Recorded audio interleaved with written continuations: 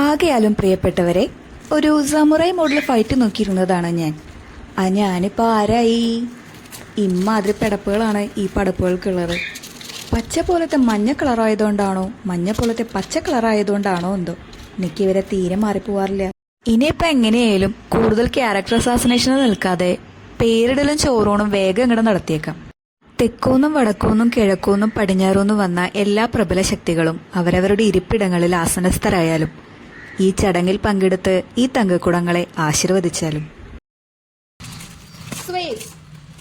കാര്യങ്ങളുടെ ഒരു ഏകദേശ കിടപ്പുവശം വെച്ച് ലൂണി ട്യൂൺസ് ആയിട്ട് നല്ല സിമിലാരിറ്റി ഉണ്ട്.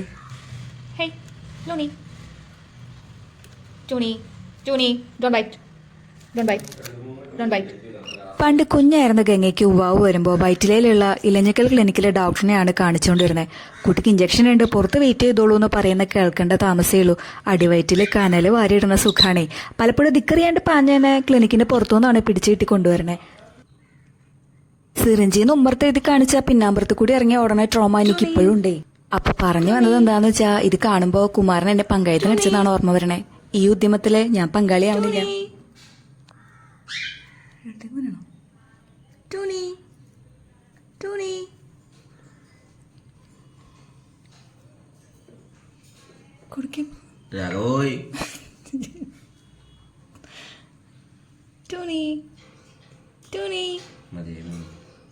ഒന്നും കഴിച്ചില്ലല്ലോ.